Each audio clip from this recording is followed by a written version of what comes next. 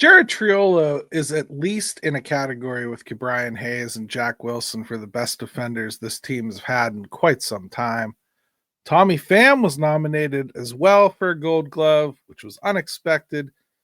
And Andrew McCutchen, well, that's a question that's been bothering a lot of you. Let's dig in.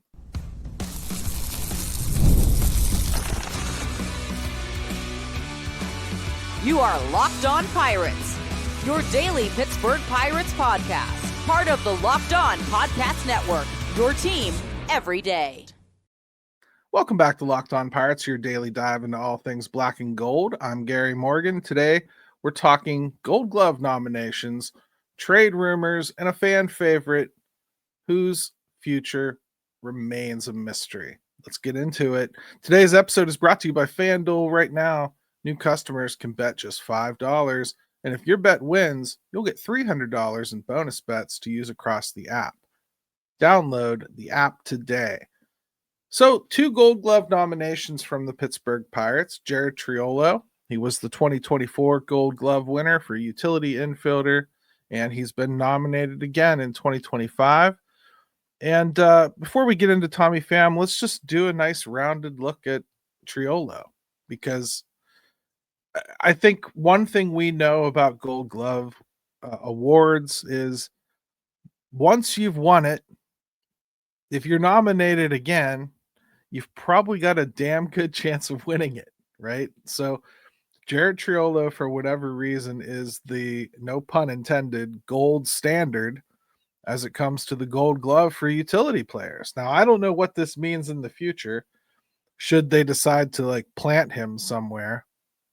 But for right now, as a utility player, the league can scarcely find anybody that competes with Jared Triolo. And he is truly an excellent glove.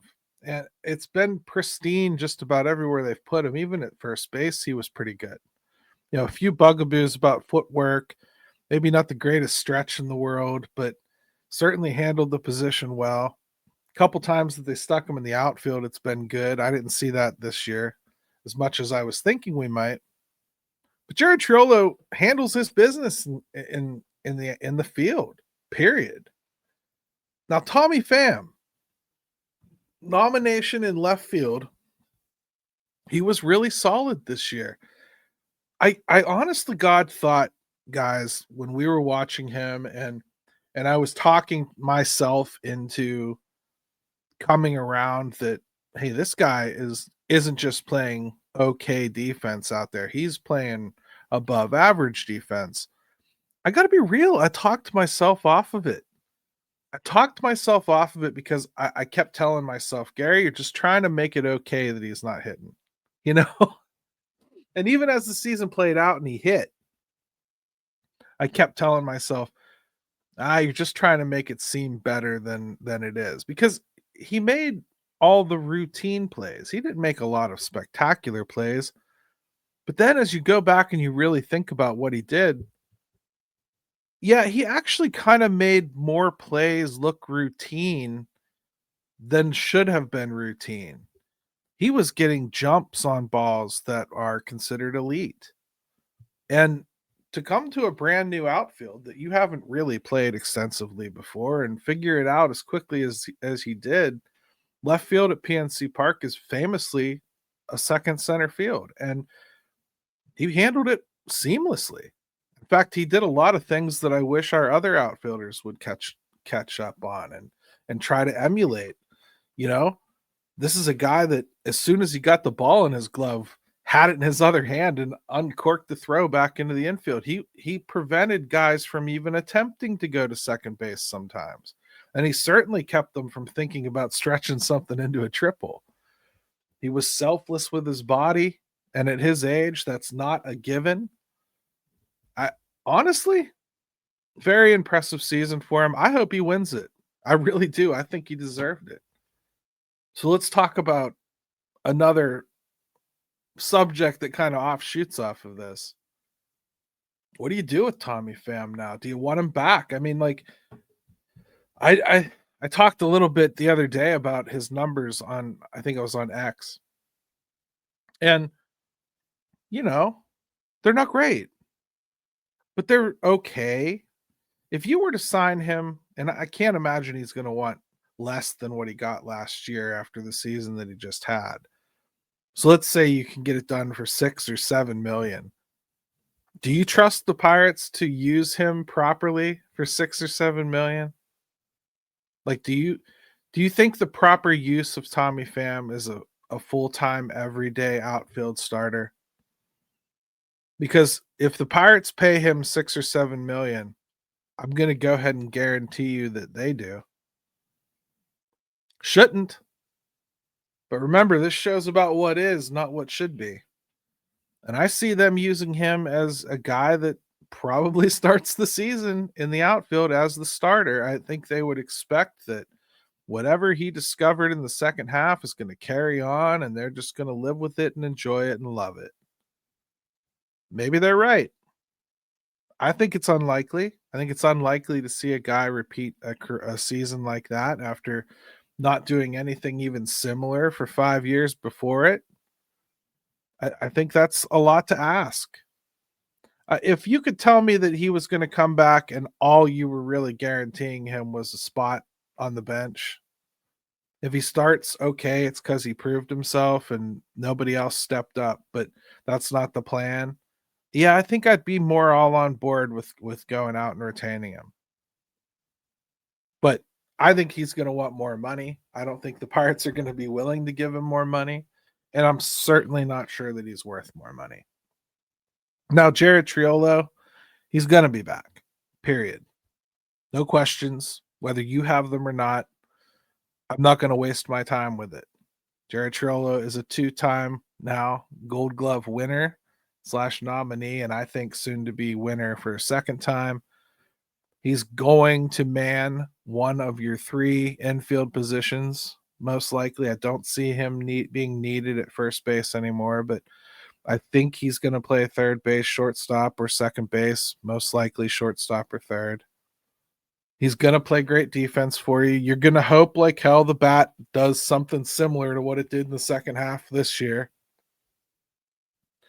But there's no reason to expect him to fall off here. And I will say, like, the Gold Glove might elude him, though. I do think if they stick him out of position, it's going to change things. Like, he's outstanding as far as playing all these different spots. He is. And I think if they just plant him at third, he's an outstanding third baseman. I don't think the sun rises on a day where he's as good as Brian Hayes. I don't. I think he is as good as, if not better than, Nolan Arenado at this point. But Nolan Arenado is old news. I mean, like, he's done being the perennial winner of the Gold Glove. So I could see Jared Triolo picking up another Gold Glove nomination next year if they put him at third base. Shortstop, I think that would be a little tough. I think he can be a serviceable shortstop. I don't think he can be an outstanding shortstop. But defensively, these are 2 guys that really, really stood out this year and went under the radar. And quite honestly, when your team is losing, I mean, you can be pardoned for not getting super excited about winning a Gold Glove. And there's not any campaigns going on for it. Like, I feel like with Brian Hayes, we would have like active campaigns, like he should be platinum glove, Gold Glove, do this, do that. And, you know, the reality is that's because that's all he really brought to the table. And, you know, we were trying to justify a contract and somebody we knew was going to be a Pittsburgh Pirate for a long time yet. Well, that's no longer the case. And I don't feel a need to have a campaign for anybody, but just watching Jared Triolo, it's really hard for me to see him not being involved in these nominations just about every year. He's just so smooth and so good over there. And I don't want to shortchange Tommy Pham. He too was smooth, good, solid, dependable. If a ball got hit to left field, you felt very good that if it was catchable or playable, Tommy Pham was going to catch it or play it. And then you knew the ball was going to come flying back in. He was really good. And kudos to Major League Baseball, because guys like this don't get recognized very often for anything. This is a guy that Major League Baseball doesn't want on their awards list necessarily either. Now, I'm not saying he's going to win it.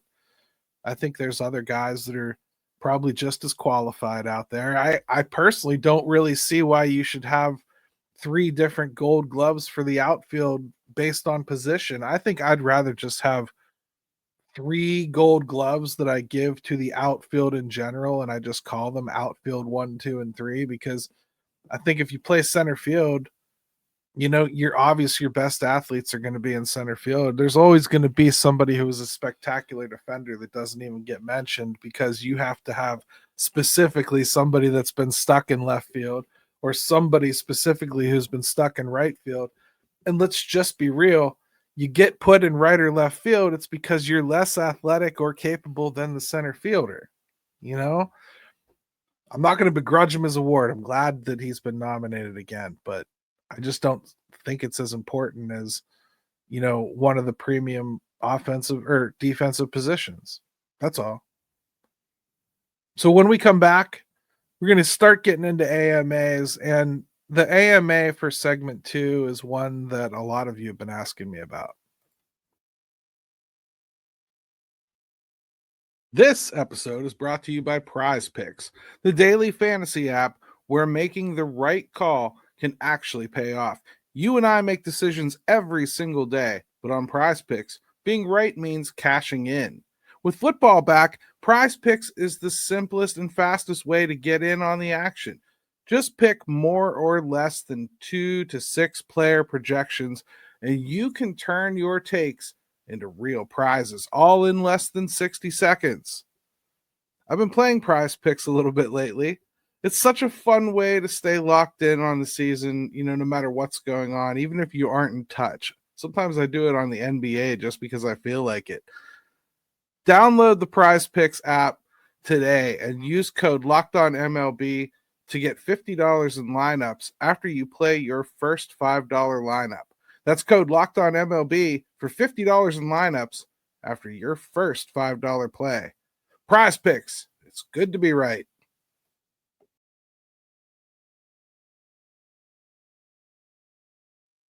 Hey everybody, welcome back to Locked On Pirates. Make sure you smash that subscribe button for me and hit a like to drop a comment. A lot of your comments after yesterday's show were very nice. Thank you very much. I appreciate it. And I missed a birthday yesterday, so I'd just like to call out my grandma, Betty. Happy birthday. Should have done it yesterday. Totally forgot. It was too early when I recorded, and I apologize greatly. But huge Pirate fan, and I'm a huge fan of her. So happy birthday, Grandma. Let's see. The question is, Gary, what, if anything, have you heard about number 22's return to the Pirates? I think he's an important piece, even if his best years are behind him. His presence on the field and in the locker room seems valuable. Now, of course, a friend here is talking about Andrew McCutchen as number 22. Listen, I've kind of done this before, but I'll do it again. Listen, Andrew talks to enough people in town that if there was a decision at hand, or he was leaning a certain way, or talks had been had, or this is something we should all put to bed because it's really a non-issue, it's just a matter of when it gets done, I think there'd be more positive stories out there about where this was headed. Okay? I don't believe that's what's taken place. I think the main sticking point here is I don't believe, and this is conjecture, I'm not basing this on a conversation with Cutch, but I think the basic gist of it is he knows that this team is the place for him to be. He knows this is where he lives. He knows this is where his wife wants him to be. He wants his kids to see him play. He loves the Pittsburgh Pirates. He loves Bob Nutting. Yep, he does. They're very tight. And I think in general, he'll come around to seeing the Pittsburgh Pirates as the best place for him to land. The general manager probably wouldn't make this decision if left to his own volition. That said, I've reported to you for the last 2 years that he probably wouldn't be back if it were up to the GM. And I'll tell you again, this won't be up to the GM. This will be between Bob Nutting and Andrew McCutchen. And you can say that's wrong because if you're expecting somebody to build a team, you probably shouldn't tell them what parts are where, right? Instead, you should probably kind of be a little bit more focused on, just building a winning team and filling your spots and building out your depth and how you're going to use certain aspects of what you have. That's all stuff that the general manager is going to have to do. And whether you trust this general manager is capable of that or not, it's still going to be in his charge. Most things like this would be in his charge. If it wasn't Andrew McCutchen, I wouldn't be telling you anything different. I'd be telling you this is completely up to Ben Cherington. It's if he wants him, he'll be back. And well, it's not like that. This Andrew McCutchen thing is going to come down to Bob Nutting and Andrew McCutchen, and Andrew McCutchen's willingness to accept what hasn't been done here as enough to at least feel like you have a shot. That's the reality. Or he's going to just say, hey, I want to win more than anything in the world. And I don't see that happening here. And he's going to go sign somewhere else. I think an awful lot of really dumb things would have to happen to lead to that. If I had to put a percentage on it right now, I would say I am 80% that Andrew McCutchen will wind up coming back.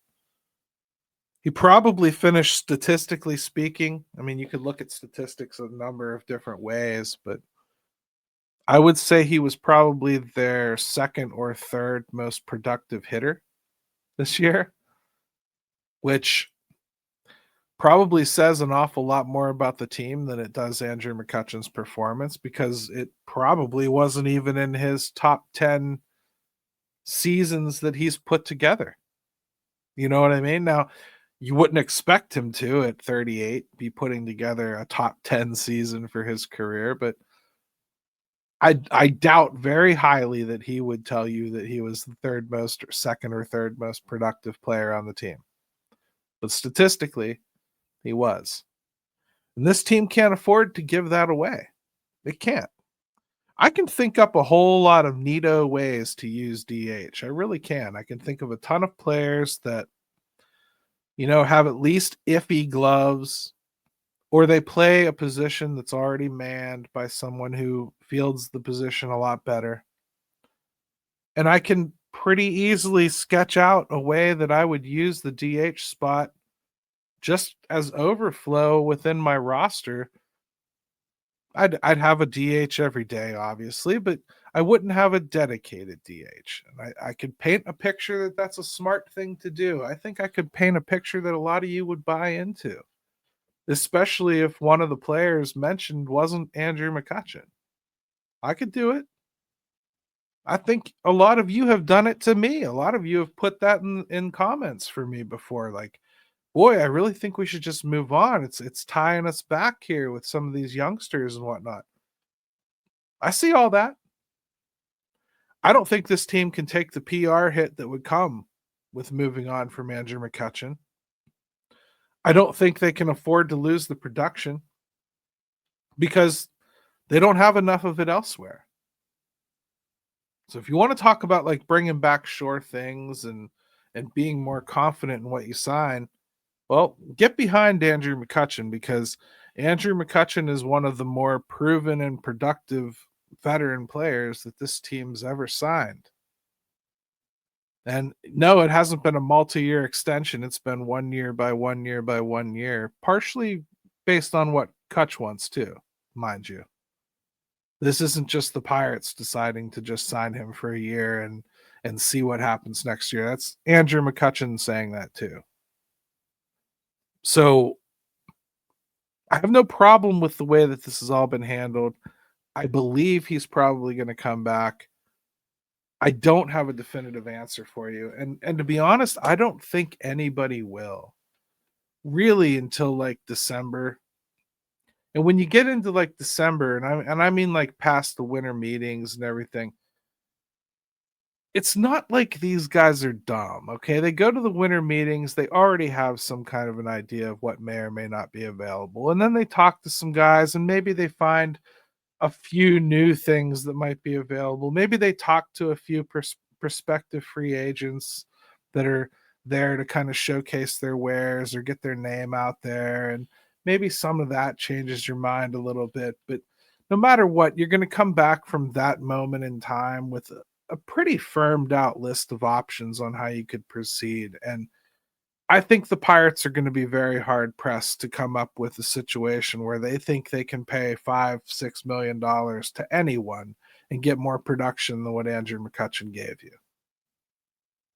So to me, if you want to replace Andrew McCutchen, you're going to have a PR battle. So the only way to win that PR battle is if the DH you sign is somebody that costs like $15 to $20 million, and you pretty good. You're going to get 25 home runs out of them and a decent on base percentage. If you feel it's a real upgrade from Andrew McCutchen, and you're spending real money for it, and it's a real effort to make this baseball team better, people will forgive you.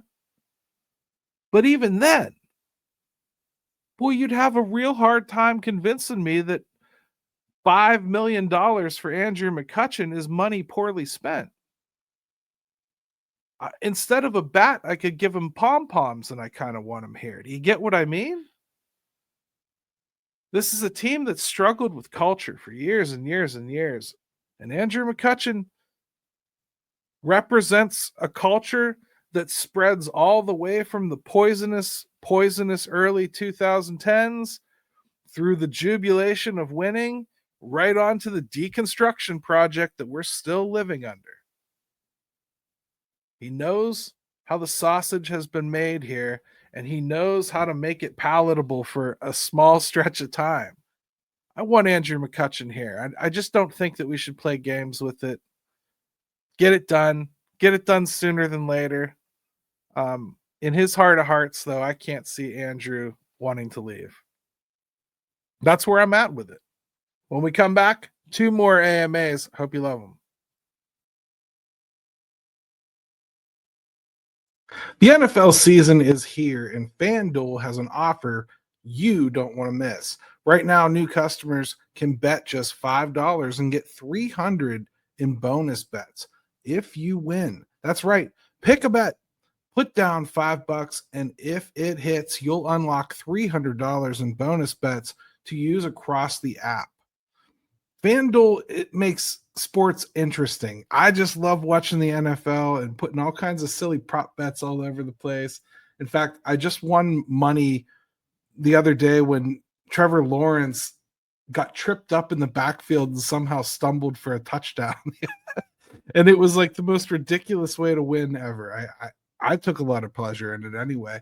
So what are you waiting for? Visit FanDuel.com to download the FanDuel app today and get started.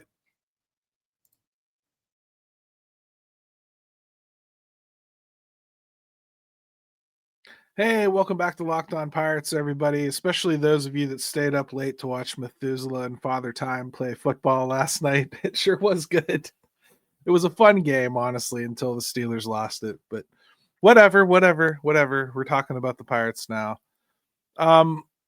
Simple question here. Will the Pirates trade Dennis Santana? Boy, Santana's arbitration eligible. It's his last year of arbitration. He's only going to get a little over $1 million, under 2, I would say, most likely.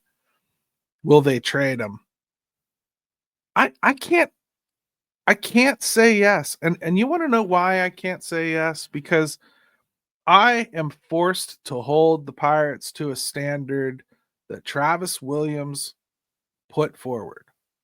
Travis Williams told us all that next year, bar none, period, full stop, however the hell he said it, they're going to go to the playoffs. So I can't see a world in which I trade my closer, who doesn't have to be a closer, mind you, could just be a good reliever. I can't see any reason why for like 1 point something million dollars, I would think Dennis Santana is a guy I need to trade. You're not going to get like a 20 home run hitter back for that.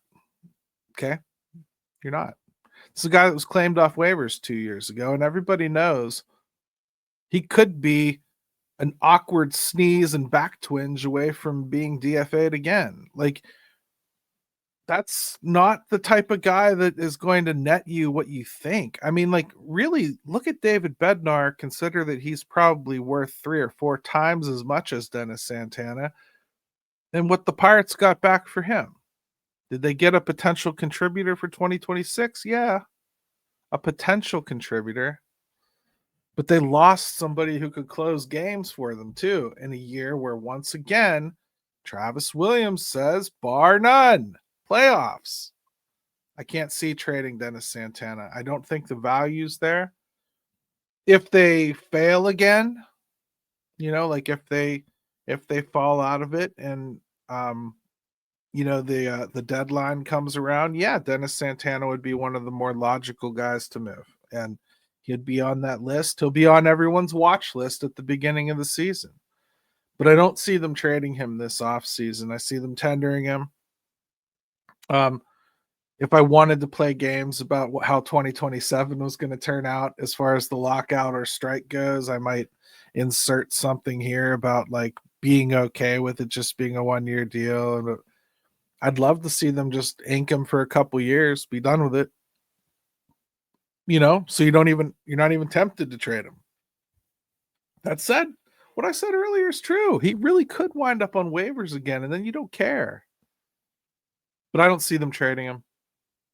Not this offseason, at least. I just don't think so. I think that would be a step back that they don't need to take. And they have a lot of other pitching. It's not as though they can't backfill the pitching. But let's be real.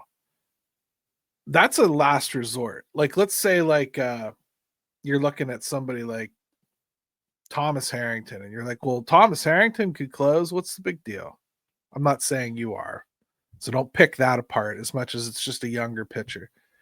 But let's say you go like, hey, Thomas Harrington. Okay, but that's a last resort, right? If you're going to use him in the bullpen or the back end of the bullpen, I'm sure you've exhausted all your options as far as starting goes first. Much more value in that. The bullpen is kind of like we don't trust you yet, so let's see what you can do. That's one option. Or we've seen enough here. We're seeing enough bad when we stretch you out, or when you see guys more than once. Let's try you in here. I think it's not something that you go like, well, I've got 9 starting pitchers, so obviously I'm going to start 5 of them and name 4 of them bullpen guys. It doesn't work that way. So when you get a guy like Dennis Santana and he's cheap, you're not pushing him out of the door. And here's another one. Why non-tender Jack Suwinski instead of trading him? So Jack Suwinski's up for arbitration too. A cheap figure. I think it's like 1.7 or something. It's not a big deal. But it is kind of getting to the point where like you kind of either want to be done messing around with Jack Suwinski, or if you tender him, you gotta at least think he's good enough to be your 4th outfielder. If you don't feel that, if you don't feel it's an assured thing that he's good enough to be your 4th outfielder, then you got to non-tender him. And if you got to non-tender him, there's a good chance that there's not going to be much of a market for trading him. And I'm going to tell you why, because everybody in the league is savvy for the most part. Okay. You guys are going to slap me in the nose about that one because you're going to say our own guys aren't, but even they know around tender time, there's going to be a whole lot of things that kind of shake loose from the tree and get added to the free agent pool. Everybody knows that. They're not going to trade you for Jack Suwinski, at least not anything of value. You can trade him. You want to get a reliever in AAA, you can do that. If you think that's the way to go, you want to get a lottery ticket, yeah, have at it. You can trade him, I guess. But you'd probably be better off just non-tendering him and letting him go. See if he pops up somewhere else. And I think he could. I think he's the type of guy that could just pop up somewhere and have one good season, get paid. I think I was on my other show last night. I compared him to Jesse Winker.